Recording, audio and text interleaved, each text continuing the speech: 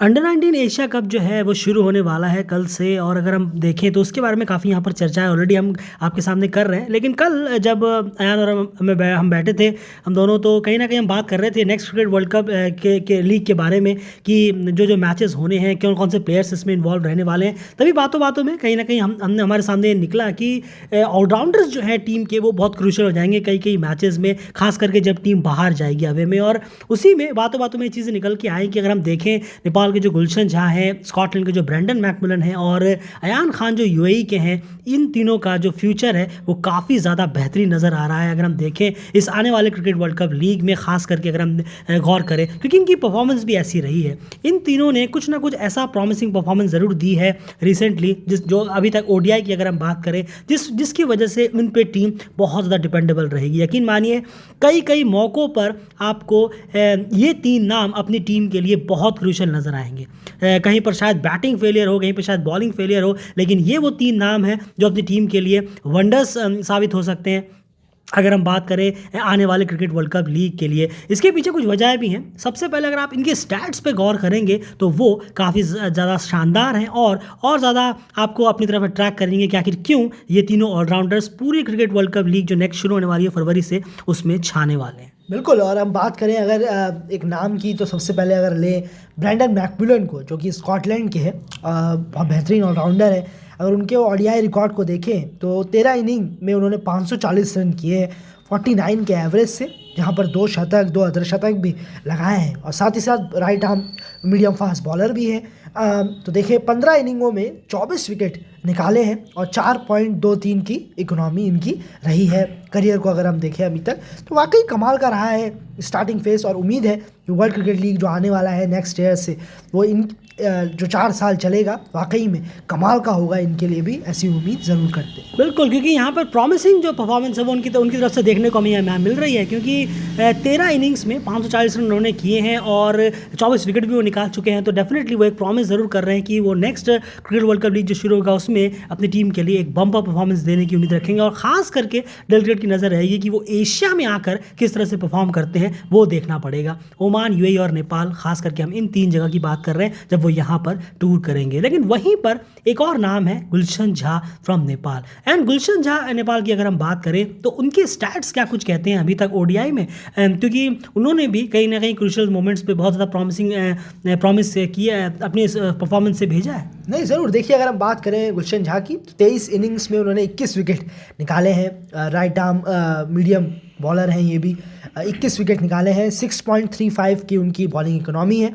वहीं पर बैटिंग से 20 इनिंगों में 488 रन उन्होंने किए हैं और 32.5 की उनकी बैटिंग एवरेज है, जहां पर 3 हाफ सेंचुरीज़ भी उन्होंने लगाई हैं। तो परफॉर्मेंस काफ़ी अच्छा है। बैटिंग वाइज उन्होंने काफ़ी अच्छा किया है as compare to bowling wise. तो यहाँ पर हमें थोड़ा देखना होगा कि इस वर्ल्ड क्रिकेट लीग में वो किस तरीके से बॉलिंग वाइज भी बेहतर करते हुए हमें नज़र आते हैं, और बैटिंग वाइज तो खैर अच्छा कर ही रहे हैं। बिल्कुल सही कहा, क्योंकि यहाँ पर बॉलिंग जो उनकी रही है वो कहीं ना कहीं थोड़ी सी और बेहतर की यहाँ पर उम्मीद रहेगी कि वो किस तरह से इस बॉलिंग को अपने बेहतर करते हैं। यानी अगर आप अभी देखेंगे तो 23 इनिंग में 21 विकेट्स उन्होंने निकाले हैं, यानी पर विकेट एक पर इनिंग 1 विकेट भी यहाँ पर नहीं बनता। अभी भी 21 विकेट्स उन्होंने निकाला 23 इनिंग्स में, यानी उनकी जो बॉलिंग और इकॉनमी 6.5 के आसपास कहीं ना कहीं जा रही है, जो हमने देखा भी है। कहीं कहीं वो बहुत ज़्यादा एक्सपेंसिव हो जाते हैं, कहीं कहीं अपने लाइन से भटकते हुए नजर आते हैं। बस वो चीज़ देखनी होगी, लेकिन फिर भी ये पूरी प्रॉमिसिंग परफॉर्मेंस की तरफ से एक्सपेक्टेड है next cricket world cup league में। और ब्रेंडन मैकमिलन के साथ साथ ये भी एक नाम है जो ऑलराउंडर सेक्शन में आपको बहुत ज़्यादा छाए नजर आएंगे next cricket world cup league की अगर हम बात करें। लेकिन इनके साथ साथ एक और प्लेयर है, बात कर रहे हैं हम यूएई के अयान अफजल खान की बात कर रहे हैं, जो इस वक्त अंडर 19 एशिया कप के लिए अपनी यूएई टीम के कैप्टन भी हैं और लगातार टीम के साथ जुड़े हुए हैं। एंड इनके स्टैट्स वगैरह क्या कितने टक्कर देने लायक हैं ब्रेंडन मैकमिलन और गुलशन झा को? बिल्कुल। देखिए इनकी बॉलिंग देखें तो 25 इनिंगों में 32 विकेट 32 विकेट निकाले हैं। 3.86 की इनकी इकोनॉमी है। बॉलिंग यूनिट में काफ़ी अच्छा काम किया है इन्होंने, पर एज़ कंपेयर करें इनका बैटिंग से तो यहाँ पर इम्प्रूवमेंट की ज़रूरत है। 22 इनिंगों में 450 रन 450 रन इन्होंने किए हैं। 28.1 का एवरेज है और 3 हाफ सेंचुरीज़ है। तो यहाँ पर हमें क्योंकि यूएई की जिस तरीके से बैटिंग लैग करती है, बहुत बार हमने देखा है, वहाँ पर अयान अफजल खान को संभालना होगा, जिम्मेदारी लेनी होगी। तो ये देखना होगा कि हमें मैचेस दर मैचेस या मंथ टू मंथ जितने भी वर्ल्ड क्रिकेट लीग के मैचेस होंगे उसमें इम्प्रूवमेंट नज़र आएगी या नहीं। ये बैटिंग यूनिट से अयान अफजल खान के हमें ये देखना होगा, थोड़ा सा इस पर नज़र आएगी, क्योंकि यूएई की जो बैटिंग है वो काफ़ी फ्रजाइल है।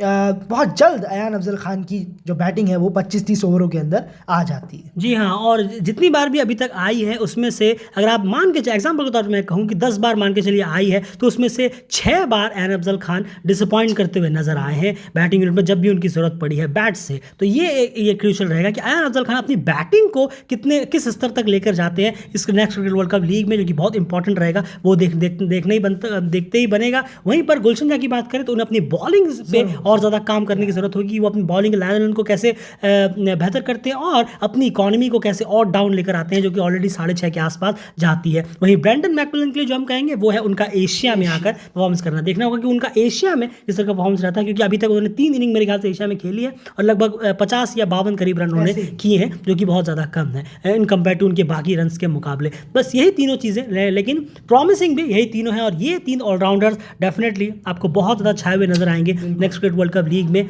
अब आपसे एक सिंपल सा क्वेश्चन रहेगा, आप इसमें से बताइए कि कौन से इनमें से अगर आपको पिक करने हो प्लेयर्स रैंडमली, कि कौन से प्लेयर्स अवे में जाकर बेस्ट परफॉर्मेंस देने में सबसे ज़्यादा कामयाब हो सकते हैं और वो क्यों, उसके पीछे रीजंस भी आप ज़रा वैलिड रखिएगा।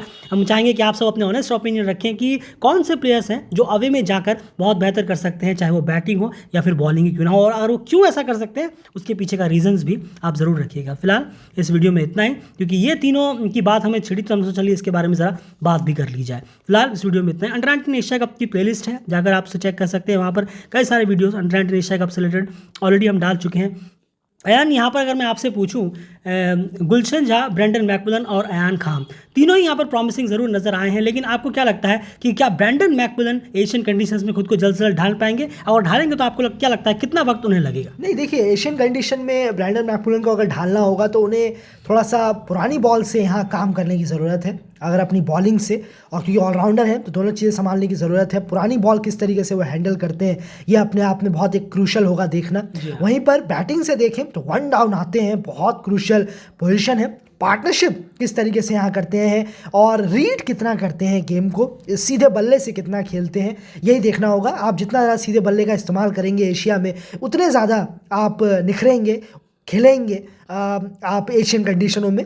बड़े बड़े जितने भी सेना कंट्रीज़ के बैट्समैन ने यहाँ आकर रन्स किए हैं, उन्होंने सीधे बल्ले का इस्तेमाल ज़्यादा किया है। देखना होगा ब्रेंडन मैकमिलन किस तरीके से सीधे बल्ले का इस्तेमाल, पुरानी बॉल का इस्तेमाल करते हैं एशियन कंडीशंस में आकर। बिल्कुल सही कहा आपने, यानी क्लियरली है एशियन कंडीशंस में आकर अगर ब्रेंडन मैकमिलन को यहाँ अच्छी परफॉर्मेंस निकालनी है तो डेफिनेटली उन्हें पहले रीड करने होंगे बॉलर्स को, पिच को, उसके बाद जाकर कहीं ना कहीं वो अपना नेचुरल गेम खेलें तो बहुत बेहतर रहेगा, तब उनकी परफॉर्मेंस यहाँ पर निकल कर आ सकती है। वहीं गुलशन झा की अगर हम बात करें अवे में जाकर, तो उनको कहीं ना कहीं सेटल डाउन होने की जरूरत होगी। कुछ ऐसे शॉट्स उनके बल्ले से अचानक से आते हैं जिन पे उन्हें कंट्रोल रखना होगा, जो बिल्कुल वेस्ट हो जाते हैं, उनकी अच्छी खासी इनिंग को वो वेस्ट कर देते हैं। ये एक चीज़ है कहीं ना कहीं कंट्रोल रखनी होगी। और अयान अफजल खान को जैसे हमने कहा कि कंट्रीब्यूशन की बहुत ज़्यादा ज़रूरत है, बैटिंग से उनका काम इतना चल नहीं रहा है, तो बाकी लेकिन फिर भी नज़र आखिर रहेगी तो इन 3 प्लेयर्स पे ही एज एन ऑलराउंडर पूरी की पूरी क्रिकेट वर्ल्ड कप लीग में। बाकी जो टीम्स के ऑलराउंडर्स हैं वो थोड़े से, उन्हें यंगस्टर्स की हम बात कर रहे हैं, याद रखिएगा हम यहाँ पर पहले ही ऐसे नहीं कि हम जो पुराने प्लेयर्स की बात कर रहे हैं, तो यंगस्टर्स हम उनकी बात कर रहे हैं। ये तीनों सबसे ज़्यादा प्रॉमिसिंग नजर आ सकते हैं next cricket world cup league में। फिलहाल इस वीडियो में इतना ही, बाय।